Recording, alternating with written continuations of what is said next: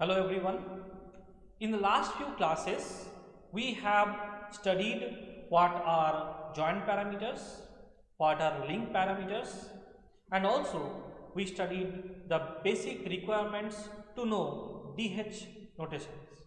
And I said that DH notation I will explain with the help of a problem. There are many steps in DH algorithm, but if we are going to remember it, it will become somewhat difficult. That's why let's solve a problem by which we can understand or remember the steps very easily.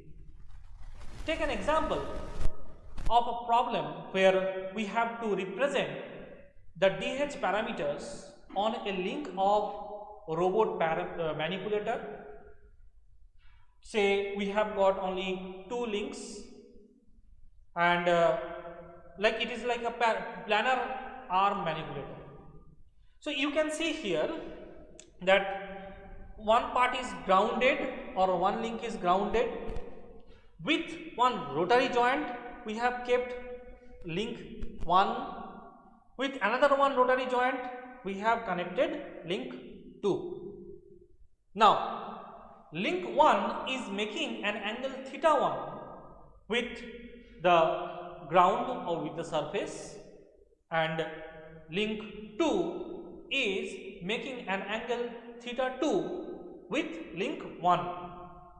Now our intention is we have to find out what is di, what is theta I, what is ai, and what is alpha I. That means all the link parameters and all the joint parameters we have to calculate. Then in the last class we found out one derivation where we found the transformation matrix from I minus 1th frame to frame I. So in that formula we have to put the value of ai, alpha I, di, and theta I. Then we will find the final representation in DH notation. Now our first step is we have to assign some frames in each and every joints in the problem. So at point O we have kept 3 axes. All these 3 axes are under frame number 0 or any one frame you assign. Then our second joint is at this point where we have assigned another one frame, and third is where we have connected the end effector. So here also we have kept another one joint or another one frame. Right. Now one second. In the problem it is given the link of the link length of the first link is A1 and the length of the second link is A2. Now let us move forward. As I have said in the last class, we will find out this kind of derivation. We will find out this kind of matrix which will be on 4x4 matrix. Our first intention is we have to assign numbers in all the links right from the base. It means the name of base will be link 0. Then second link will be link 1.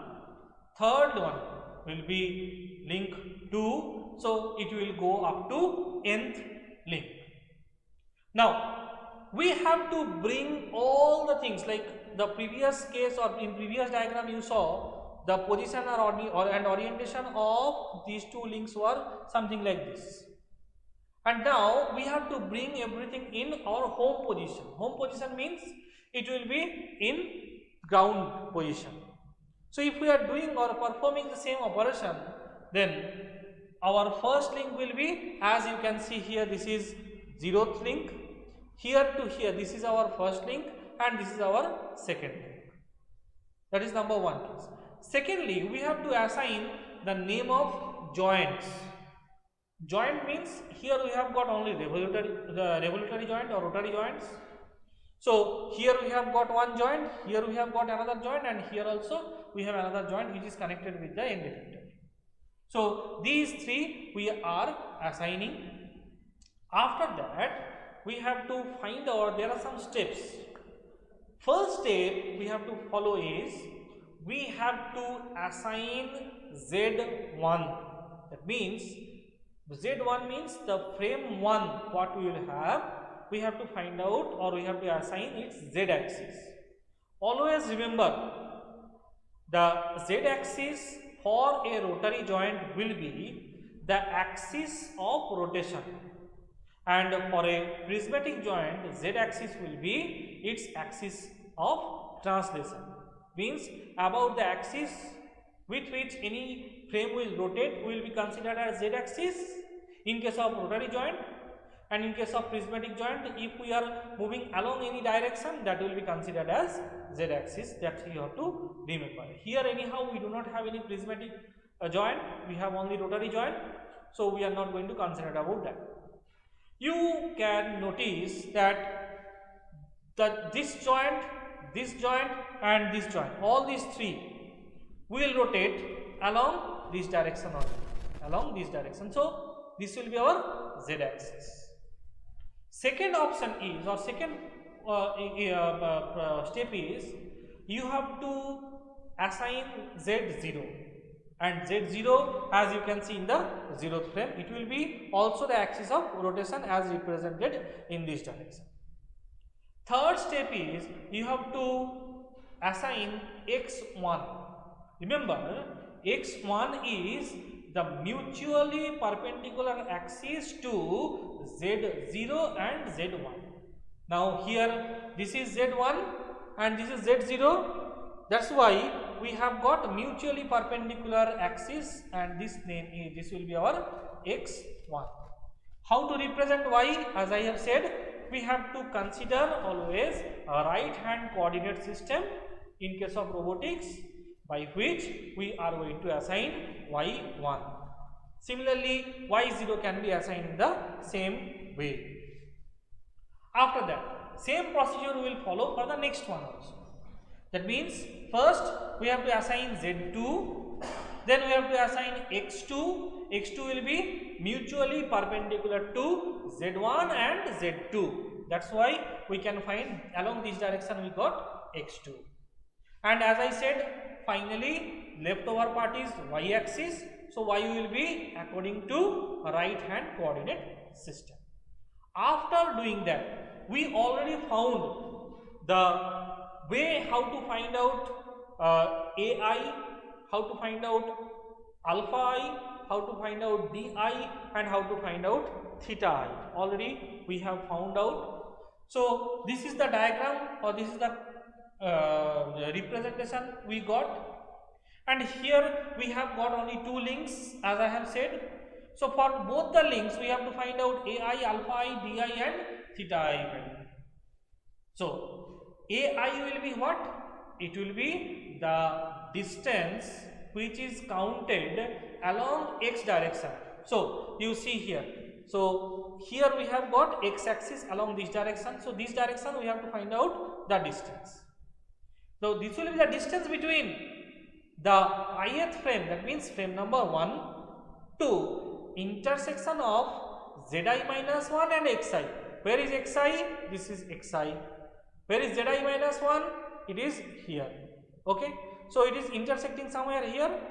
So we have to find out the distance between this intersection and origin of frame 1. So this distance we have to count. That will be our A1. Similarly, here for in this case we will find out this distance as A2 for link 2. And remember that in this case alpha I is what? It is the angle between Zi minus 1 and Zi. Now you see Z0 and Z1. Similarly, Z1 and Z2 all are parallel to each other. That means they are not making any angle, or angle is 0. That is what we have written here. Both the cases it is 0. Di is what? Di is the distance between the intersection of zi minus 1 and xi and the origin of frame I minus 1. Right? Now, if we have one or any rotary joint, then the I value will be 0 by default. That is what you have to remember. And another one is theta 1, that is the last one, theta I we have to find out. So, how to find out theta I? If in case of rotary joint any angle is given, so just you close your eyes and write those angles. Plus, you have to find out the angle between xi minus 1 and xi. So, in the first case, as I said, by closing our eyes we have written theta 1 plus. So, plus how much it will come? The angle between xi minus 1 and xi. You see, all x are in same direction. That means they are not making any angle, or angle between them are 0. So, I have written here 0. Similar case will happen in this case also. Right? Now, we found out what is the AI, alpha I, di and theta I value in case of link 1 and link 2. That's why we will move forward and we'll do all these calculations. First of all, our intention will be 0 T1 and then we have to find out 1 T2 and then we have to multiply those two and finally we will get the product.